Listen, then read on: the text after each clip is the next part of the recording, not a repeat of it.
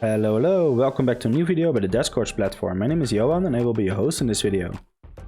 Okay, so in this series we have been building the Devscorch Academy API and we just finished all the services which the backend actually need, or the backend kind of needs. We still didn't write like the automated services, but that is because I'm not really sure yet how we're gonna do that. So in this video we're actually gonna implement the authentication service. So that actually means that we can actually retrieve a user and we can actually find out who a user is. And we're also going to implement a token model so that we can actually use token authentication for logging in. Okay. So what I want you to do, we go to the user model and we're actually going to adapt this a little bit. So let's close up this one. Okay. So under here, under collection, we can actually do an extension of the user model. And it's actually going to be authenticatable just like this, and we don't need extra information in there. We just need authenticatable so that our user model actually can use the authentication system.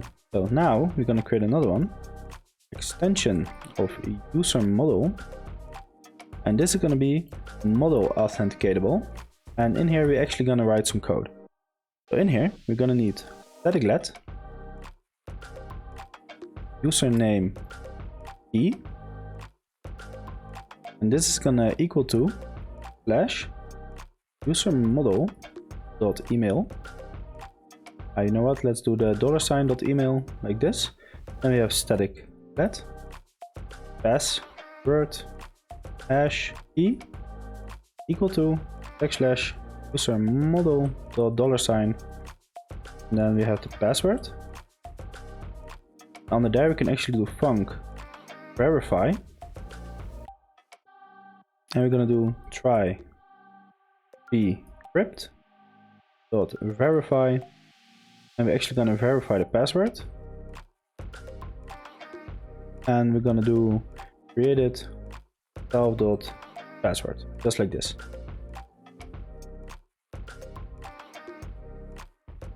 Explaining about why of type string optional, but password is not an optional, right? Is it?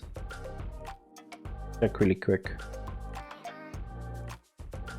Oh, we made password an optional in the model itself. Actually really bad practice, but we have enough securities in place that the user actually adds a password, so we don't have to worry about it. Okay, so I don't know why this is, why are you complaining? Type user model does not confirm the protocol model authenticatable. Yes, it does. Check username key, password hash key. Let's click protocol stops really quick. Static for, yeah, we are using static let. Maybe let's change let to for. Maybe then he stops complaining. We don't expect it, but sometimes it can be they are really difficult about that. I don't know why. No, it's still complaining. You know what, we're gonna make this let again. This one as well. Okay. So under there, we're gonna do two more things. So we're actually gonna do extension of user model. And this one is gonna adopt the model session authenticatable. And we're gonna do extension of user model. And this is gonna be model credential authenticatable. Just like this. Okay, so with this code we actually make sure that we can use the user model. Not conform to protocol, why not?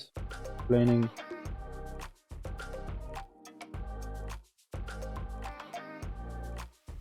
It's actually really weird that it complains about this, because this should just work. Let's do a comment clean really quick.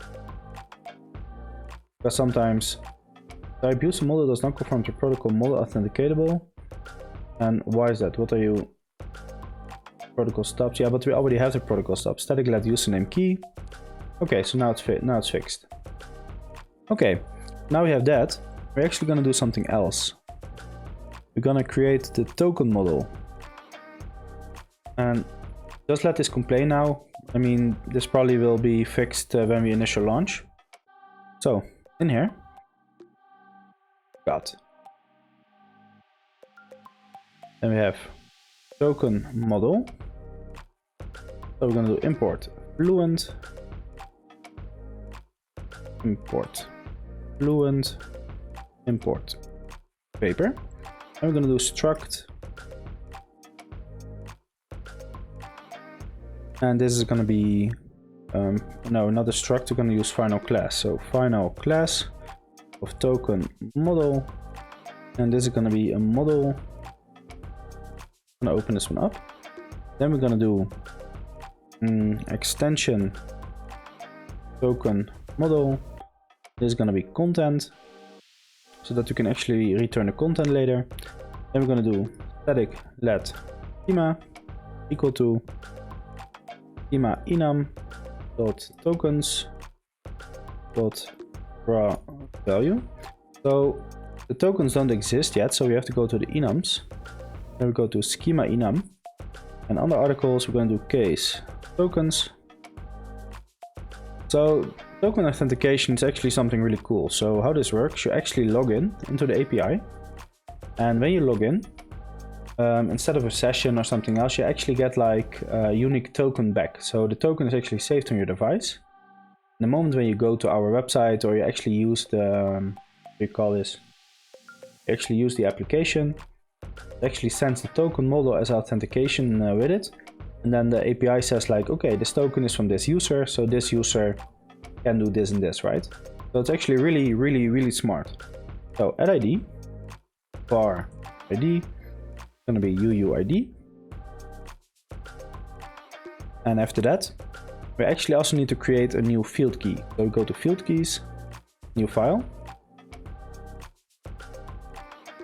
Oh, wait, first we have to give the name. Token model field keys.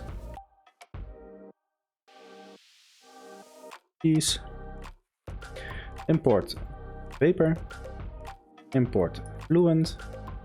Then we have struct, no, first an extension of token model, struct field keys. Then we have static var value. This is going to be a field key, and it's going to return the value. Static var user ID. This is going to be a field key. This is going to be user ID. Okay. Then we can actually go back to the model, token model. Then we're going to do add field. So we're not going to make this optional, okay? So then we have key, field keys dot value, var value, it's going to be a string. Last but not least, it's going to be a parent. So we didn't use the parent yet, and this is actually 100%ly, because the reason for this is that we actually don't use like the traditional parent relation system that is in paper. Instead of that, we actually just save the UUID inside the model, and we actually just query it. It's not as performant as, for example, the parent relation system, but it is easier to work with. Okay.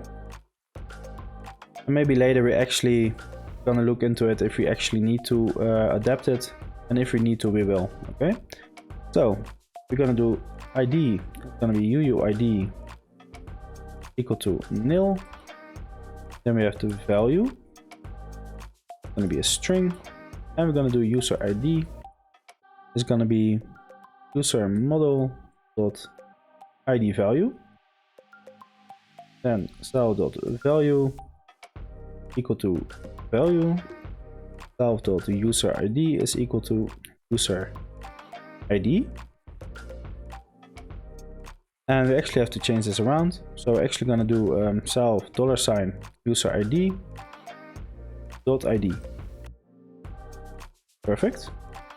So after that, I'm gonna go to extension of token model, and we're actually gonna call this model token authenticatable. Then we're gonna do a type alias of user is equal to app.userModel.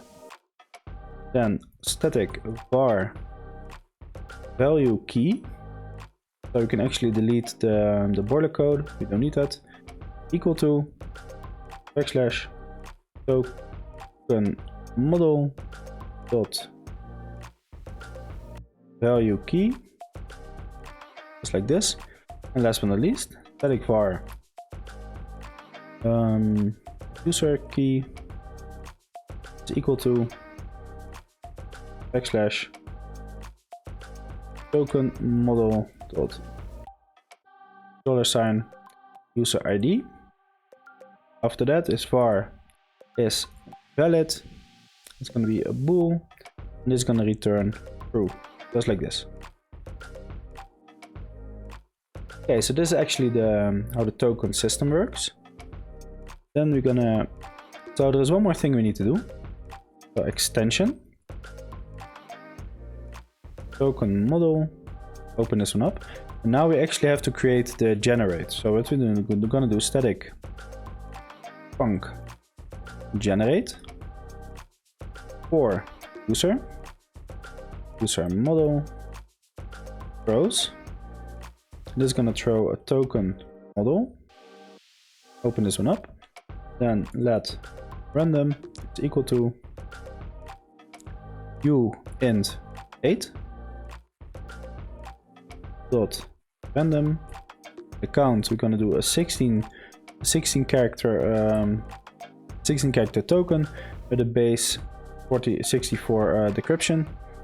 Then we're gonna do return try token model. The value is going to be random, and this one is going to be user.requireID. Okay, so how this works, this function is called when we log in, and the moment when we log in, this function is going to generate a token, and it actually sends the token back. The token is actually stored inside the database, and the moment when you as a user logs in, it actually checks the user that is logging in, so the require ID. It returns the ID of the user. It searches in the database like, okay, so this token is associated with this ID. And then when it is a valid token, you get like a return back, and you can actually do whatever you want, okay? Okay, so this works. So there is one more thing we need to do now. We go to migrations. We're gonna do a new file. And we're gonna call this token model migration, just like this. Import fluent, import vapor, struct token model migration. It's gonna be of async migration. This one. Okay. We forgot to import fluent. That's why it doesn't work. Sorry. So in here, we're gonna do let keys equal to token model dot field keys dot self. Then we're gonna do let schema is equal to token model dot schema dot self. Now we're gonna do prepare. And we're gonna do revert. So in this code we can do try await database dot schema. This is going to be the schema dot id dot field. Then it's going to be keys dot value. This is going to be dot string. And we're going to do dot field keys dot user ID, and this is going to be .uuid. After that, .create, just like this. Yeah, that's okay. So then we're going to do also revert, so try await database.schema delete. Perfect. So then we go to our configure, and under the user model we're going to create app.operations.add. It's going to be token model migration. Okay, so we created the token model, we created the authentication system and actually conform the user model to the authentication. We created the system for generating the ID, the token. We created the migration, and we also added the migration to the setup. So this is actually really cool. So I think it's time. We're gonna set up a database. Let me open Docker really quick. So for the people who don't know, Docker is like, some call it the virtualization software, but I see it more like little containers. So I'm gonna stop this one really quick and I'm gonna delete it. So with Postgres, it actually allows you to run software in like closed off containers. As you can see, I have like different kinds of databases running, or in this, EOS is for our project, Studios for our website, and so on and so on. So when we go to terminal, and we're gonna check the command. So the command is docker.run --name postgres -e postgres-db vapor _ database / and then you have like all the information, right? So when we run this, a new database is created, and now it's running. Now we can actually go to here, and we can actually do a try how to migrate. And I think we have to do .wait. I'm not sure about this, but I think this works. And then we can actually run the system. Let's click on build. Now it's gonna build. This can take a little while, so I will be back when it's done building. Okay, so it was done building, and it is still complaining about this one. So the user model does not conform to protocol model authenticatable, and it still doesn't conform to the model credential authenticatable. So let's see, maybe I made a mistake.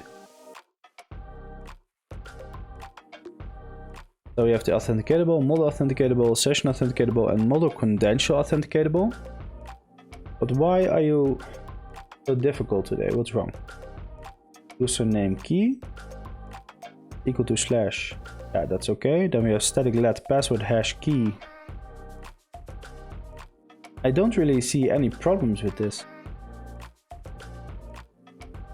because it is literally the same code. You know what? We're gonna try something out. I'm gonna copy this really quick. Sometimes Xcode is just really stupid. Let's see what happens. Yes, I'm aware of that one.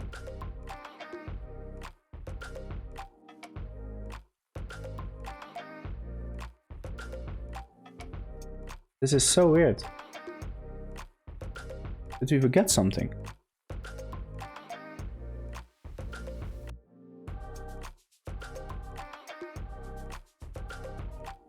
No, we didn't.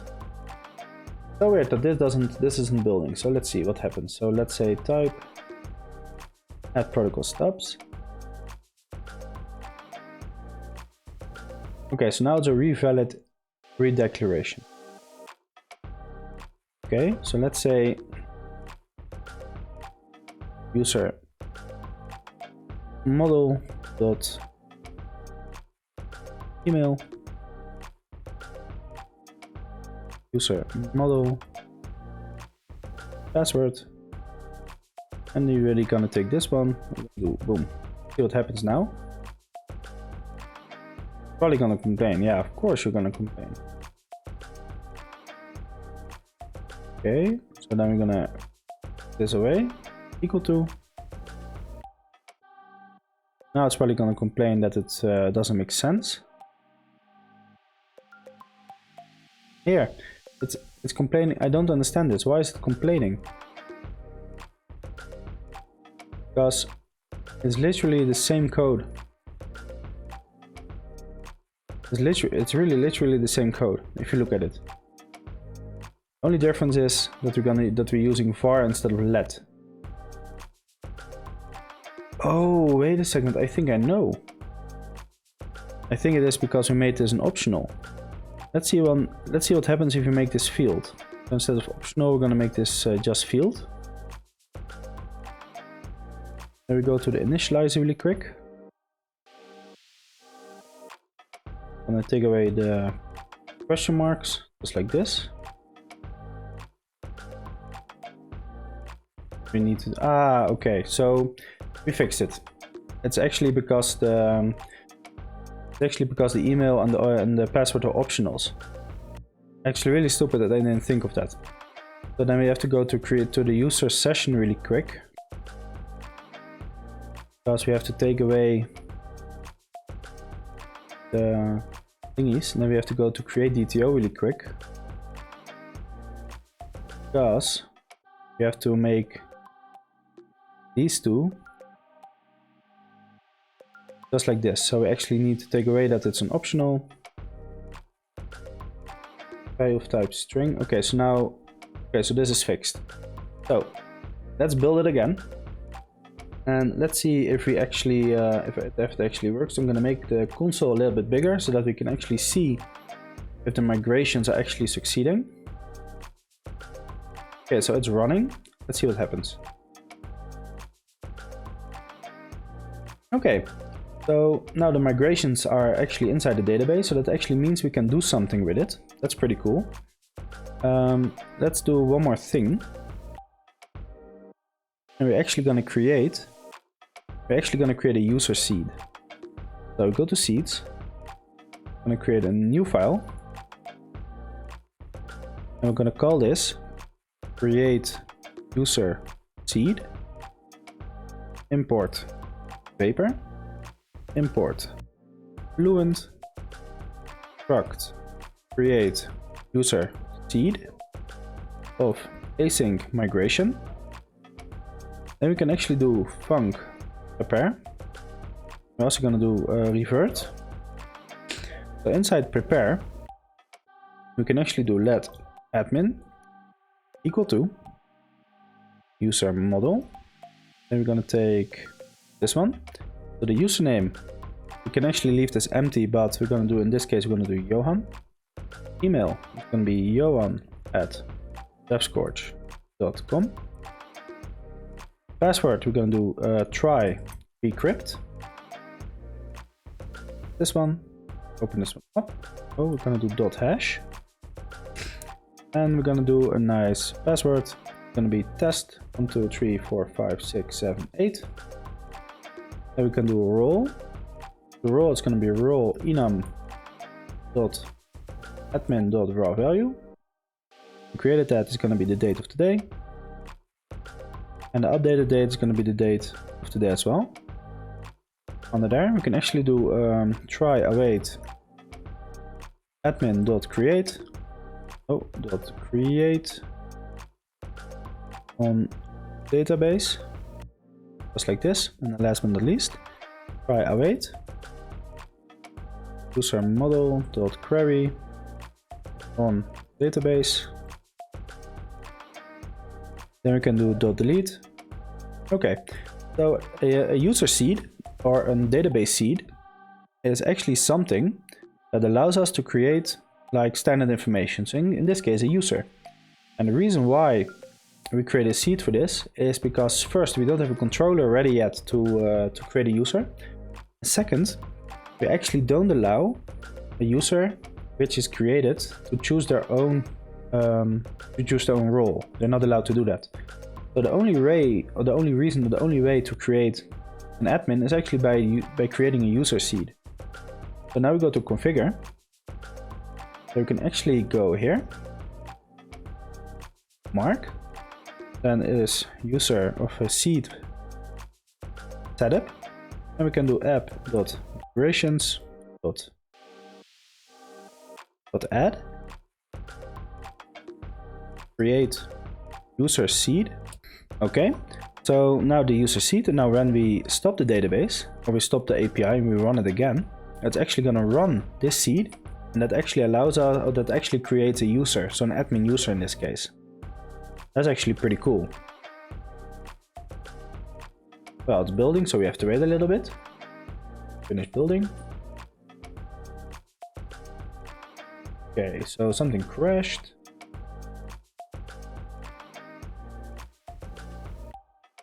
Okay, so let me check. So Error is at top level. Server column ID of relation users does not exist. Okay, so we have to go to the model, or to the user migration.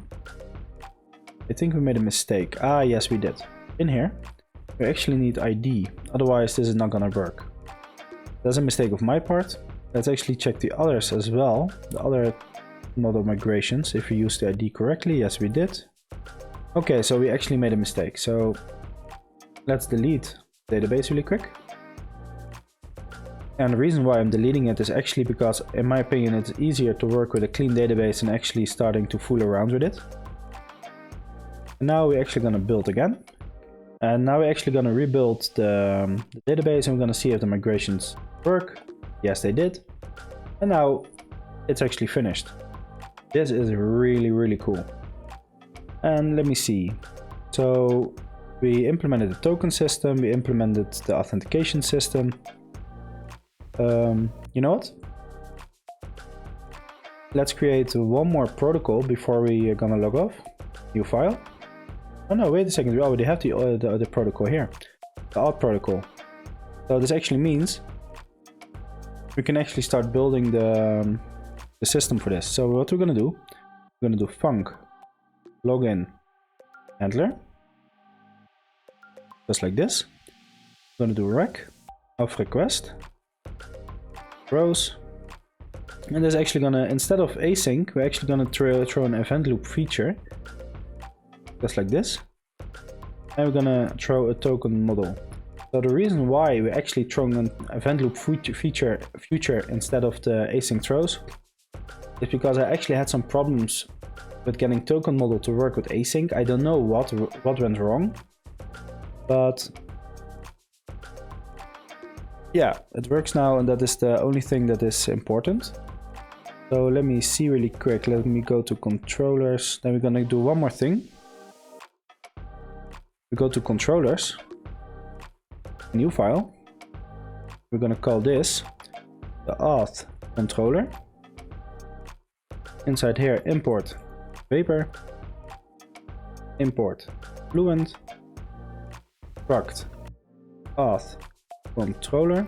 This is actually gonna be of type auth protocol. This is gonna be func login handler. That's this one. And in here we're gonna do let user is equal to try request dot auth dot acquire is gonna be the user model dot self. After that we're gonna do let token is equal to try token model dot generate for user. And then we're gonna do return token dot save on rec.db. Then we're gonna map it dot map, and we're gonna do token. So when you work with event loop features, you can actually use map, and what that actually means, it actually changes the value of token.save, in this case to token. When you do this with async throws, you actually do this, we actually don't use map, okay? We're only gonna use event loop feature for this one. For the rest, we're actually just only gonna use async throws from now on, okay? So don't worry about it too much, because a lot of people don't use it anymore, and most of the people are actually going over to async throws, so don't worry, okay? So this is gonna be the end of this video. We implemented the whole authentication system and the whole authentication workflow which you actually need for the user model and token model. And in the next video, we're gonna build the controllers. Yeah, so we're actually gonna implement all the controllers of the admin services. And after that, we're actually gonna implement the protocol for the user service, or for like the service for the front end, so that the users can actually get information back. And we're gonna implement that after that as well. Okay, so I want to thank you for watching this video. I hope you enjoyed it, and I hope you learned something. If you have any questions, make sure to ask me down in the comments below, or hit me up on Discord. And if you don't have any questions, let's go to the next video.